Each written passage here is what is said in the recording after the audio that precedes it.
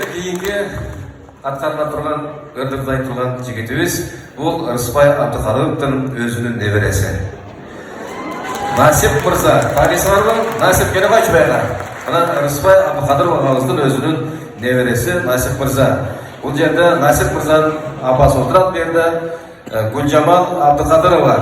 Тұрып қойыңызшы, мына апасы Рыспай ағамның Bana şunday balanın tarihine bugün şehrinde atlas adresi Nasip İlgiz gelecekte müzikada onunla sözle yazılgan Mahavatlı Urmat'ta vattığı menen anda neverenin atkarısında kabul atmayasınızlar. Nasip Mırza, taş olunuzlar.